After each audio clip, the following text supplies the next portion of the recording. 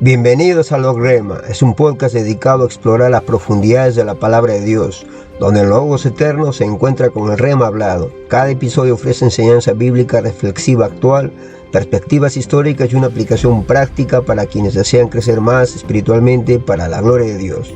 Mi nombre es Fernando Ramos, acompáñanos mientras escuchamos, aprendemos y vivimos el Logos que aún habla. Empecemos.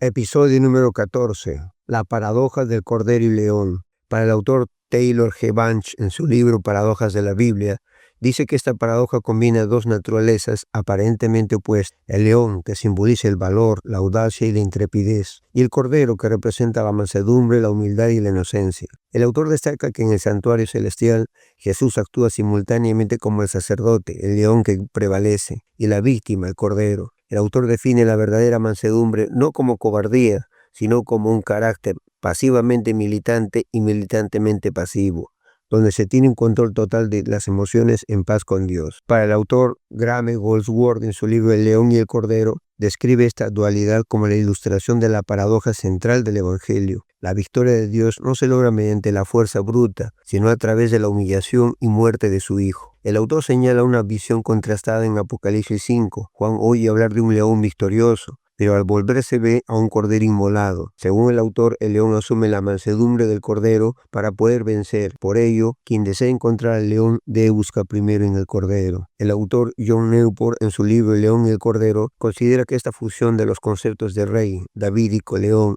y siervo sufriente cordero es la clave para entender el significado de la historia humana. Solo Cristo posee la autoridad para abrir los sellos de la historia, porque es simultáneamente el cordero del Calvario y león de la tribu de Judá. El poder de Dios se demuestra actualmente en el mundo a través del sacrificio del cordero, antes de su manifestación final en gloria como el león en la segunda venida. El autor utiliza este término para describir cómo la fuerza del león y la vulnerabilidad del cordero se encuentran en una sola persona para ofrecer esperanza y triunfo final sobre el mal. En conjunto, esta paradoja revela que el juicio y el poder de Dios, el león, son inseparables de su sacrificio redentor y su amor, el cordero, formando una unidad perfecta en el carácter de Cristo. La ira del cordero. Se describe la ira del cordero como una de las paradojas más extrañas y profundas de la Escritura, ya que une la naturaleza inherentemente mansa y pacífica de un cordero con el concepto del juicio divino final. A diferencia de la ira humana pecaminosa, esta es una ira santa o indignación justa dirigida contra el mal y las huestes de las tinieblas. No es un arrebato irracional, sino la respuesta a la santidad de Dios ante la maldad persistente e impenitente. Esta ira es una exhibición del amor de Dios. Representa la protección de la santidad y la paz frente al rechazo de la gracia, una verdad que será celebrada eternamente en el cántico del Cordero. La ira se manifiesta plenamente cuando el ministerio sacerdotal y de mediación de Cristo en el cielo termina. El autor Taylor G. Bunch utiliza la imagen de un incensario que, tras haber contenido las oraciones de los santos, misericordia, se llena con el fuego del altar para ser derramado sobre la tierra, simbolizando el inicio de los juicios de Dios. Se dirige específicamente contra quienes han despreciado la misericordia divina y han agotado su tiempo de oportunidad. Para los no salvos, esto representa un terror tal que preferirían ser sepultados por montañas antes de enfrentar el rostro de aquel que manifiesta esta indignación. John Newport sostiene que esta visitación de la ira es esencial para establecer el gobierno de Dios, pues el reino no puede establecerse plenamente mientras existan naciones hostiles que oprimen a su pueblo. Juicios sirven para vindicar la sangre de los mártires, y a su vez funciona como una verdadera advertencia final para llamar al arrepentimiento antes de que sea tarde. Aunque la iglesia pueda sufrir persecución por las fuerzas del mal, los siervos de Dios están sellados y protegidos de la ira del Cordero. Mientras que la ira de Satanás es destructiva, la del Cordero es la fuerza que finalmente derrota al dragón para restaurar la paz definitiva. El canto de Moisés y el canto del Cordero. Según Graham Goldsworth, el cántico de Moisés es en esencia el mismo cántico del Cordero.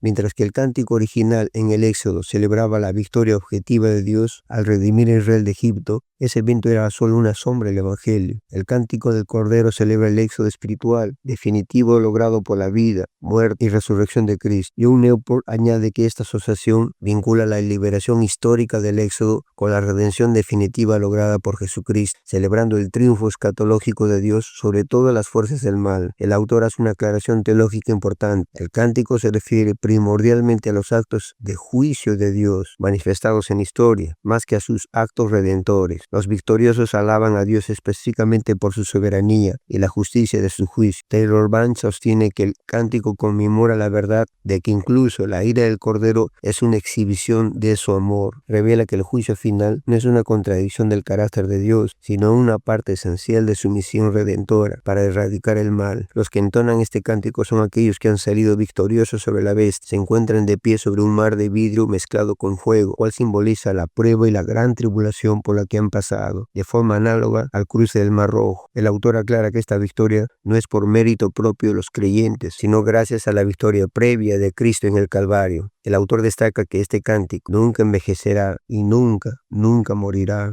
pues a través de las edades futuras los redimidos seguirán celebrando la victoria de Cristo y la naturaleza perfecta de su carácter. Para el autor, el cántico tiene una función pastoral. Al ser incluido justo antes de los juicios finales, asegura a los cristianos que enfrentan persecución que Dios tiene el control soberano y que su triunfo final es seguro. Es una señal de júbilo exuberante que convierte la justicia de Dios en un punto de referencia para el gobierno del mundo. Para nosotros, Jesús es el Cordero que quita el pecado del mundo. Su sacrificio es el que nos libra de la ira venidera. La protección de los creyentes deriva de su identificación con el Cordero, lo que les permite estar de pie victoriosos, mientras los no salvos buscarán esconderse del rostro de aquel que ejecuta el juicio de condenación eterna.